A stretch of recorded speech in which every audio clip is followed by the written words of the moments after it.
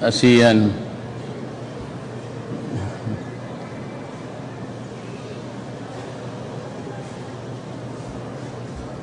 May I be given the chance to acknowledge the officials here, the Executive Secretary Salvador Medialdia and the members of the Cabinet, former Speaker Feliciano Sani Belmonte Jr., Sir, Lieutenant General Eduardo Año and the Major Service Commanders, Police General Director General Ronald De La Rosa, General Manager Eddie Monreal, Congresswoman Imelda Calixto Rubiano, Ma'am, Mayor Antonio Calixto, Sir, nandito ka palagi. Salamat, Sir, ha?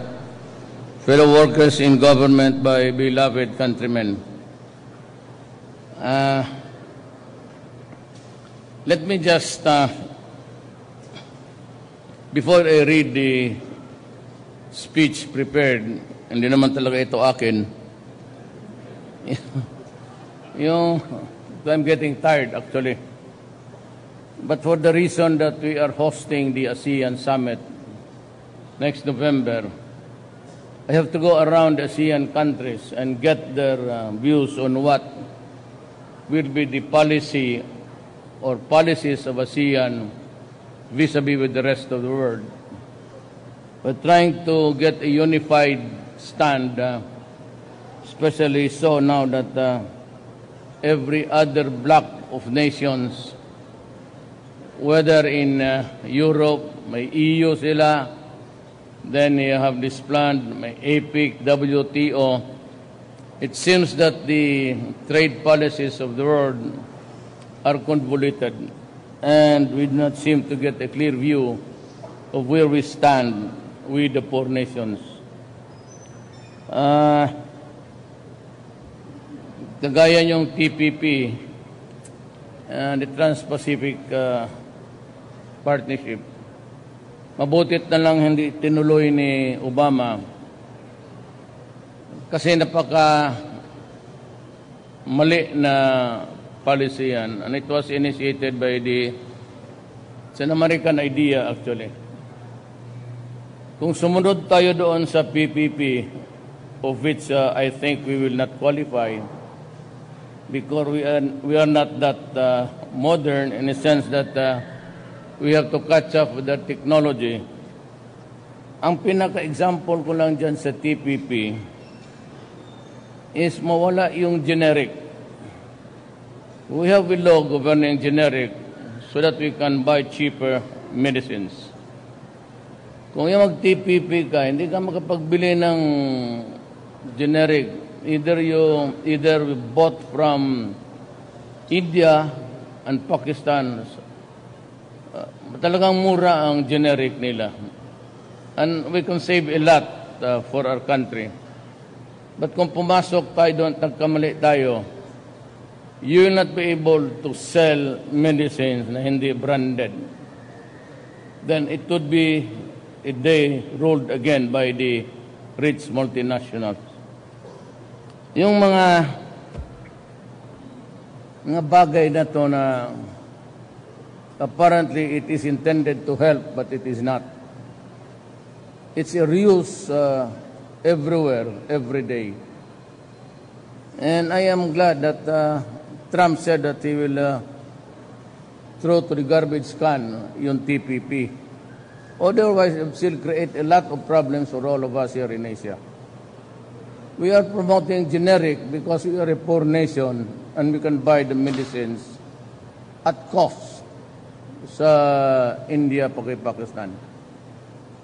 And yet, there is a dumper which says that we cannot, if we are a member of the TPP, you cannot sell. You still have to go to the branded ones, the multinationals, which are very, very expensive. And even yung mga diabetes, hypertension, and everything that's taken every day, it would cost a lot of money. And, to our disadvantage. Now, I'd like to, I will not entertain questions now because I'm in a hurry. I was expected to land there in Cambodia at 1:30, but we had a meeting with the ASEAN Secretariat, pati yung Secretary General. There are a lot of things that bago ako makapunta, from this I go to Singapore, again to sound him off. Meron na akong importanteng sabihin. Si Andrea Domingo sa PAGCOR, nagbigay siya, sir, ng 5 billion. So right there and then, sabi ko kay DSWD na ibigay ko itong 1 billion for all of the Filipinos now, today, to buy the medicines. Yung lahat ng Pilipino may hawak-hawak ng resita from the PGH to mga government hospitals. At saka yung pribado na may mga medisina kayo hawak-hawak, mga reseta, tawag nga sa ating lingwahe, to go to the nearest DSWD and you can ask for your medicines there. It's 1 billion I released the other day. Ngayon, yun namang mga may advice to itong tinamaan ng droga.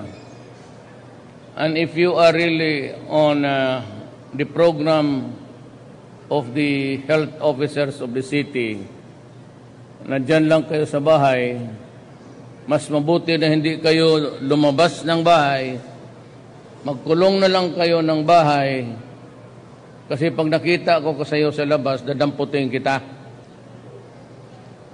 Diyan na lang kayo sa bahay at wait for in about 1 or 2 days. I also released another 1 billion kasi 5 ang binigay ni Andrea Domingo ng PAGCOR na doon na ninyo kunin yung mga medications ninyo. There are about 4 billion of you. I do not know if it would be enough. But I still have the 3. Nag-hold lang ako. And you can buy your medicines. For example, the tranquilizers, the medicines that would keep you calm, medicines that would restore your sanity kung mahabol pa.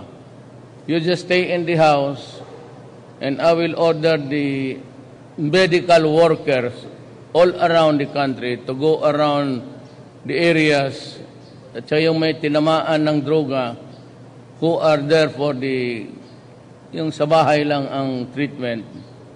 Ang mahal dyan kasi yung medisina.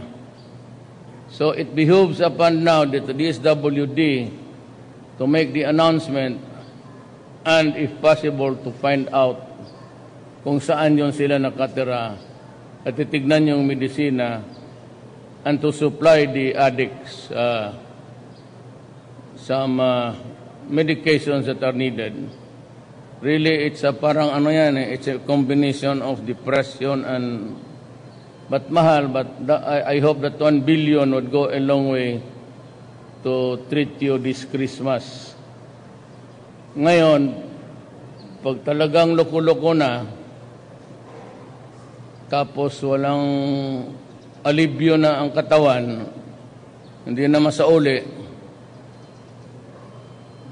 may nagpadala rin ako ng mga lubid.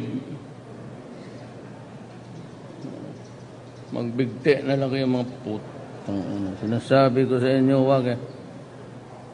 I leave today for the state visits to the Kingdom of Cambodia and the Republic of Singapore. These state visits will reaffirm our relations with our close neighbors in Southeast Asia and seek to further strengthen our engagement with our brothers in the Association of Southeast Asian Nations, or ASEANs. In Cambodia, I will have the honor of meeting His Majesty King Norodom Sihanouk, who invited me to undertake the state visit. The ties between His Majesty's family, anak ito ni Moro din si Hanok, pati yung maganda ang nanay nito. During her time, the ties between his family and the family of the Philippines run long and deep. It is a strong foundation for true friendships that must be renewed. In Cambodia, I will likewise meet with Prime Minister Hun Sen to discuss the ways to further intensifying bilateral cooperation on issues of mutual concern. These include defense and security measures, bilateral trade and investments, law enforcement, and the war against illegal trade of drugs. The protection of Filipino and Cambodian migrant workers, and the cultural and tourism cooperation. Marami tayong mga kababayan na sa Cambodia. As the Philippines and Cambodia prepare to commemorate the 60 years of diplomatic relations in 2017, I look forward to conclude a state visit that will bring our nations and our peoples even closer. In Cambodia, I will proceed directly to Singapore, where I shall meet President Tony Tan Keng Yam and President Minister Lee Swee Dong.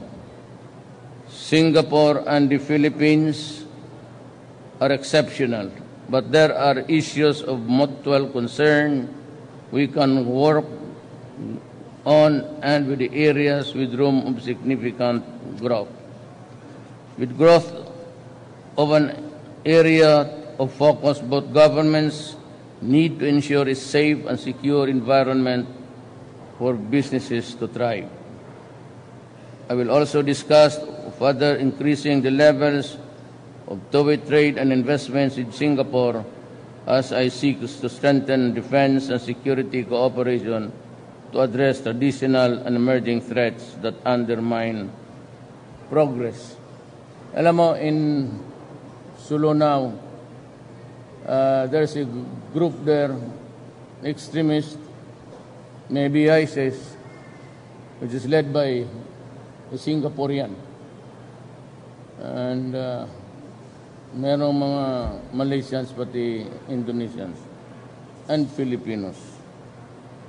And you'd be surprised that Singaporean is a nation, a very, very strict criminal laws, and yet they're able to nurture a cell there of terrorists. Countering terrorism, violent extremism, and the radicalization will be the key areas of discussion, as well as the war on illegal drugs. In both state visits, I shall meet with key business leaders to identify mutually beneficial areas of partnership in order to enhance bilateral trade and investment. With ASEAN integration, it is important that we harness the economic strengths and complementaries in our region to sustain growth beneficial to all. These introductory visits of mine are vital in the lead-up to the Philippine chairmanship of ASEAN in 2017. This leadership role requires that we listen to all ASEAN brothers in order to build a common action agenda that will strengthen Southeast Asia for the benefits of its citizens. As always, I will devote time to meet Filipino community, our countrymen who work hard and sacrifice a lot will always have my ready ear and earnest attention. As the year 2016 grows to a close, I am humbled by the opportunities given me as a president to advance and protect our national interests. I shall be singular in my resolve to uphold our independent foreign policy that serves our nation and our people. Daghang salamat.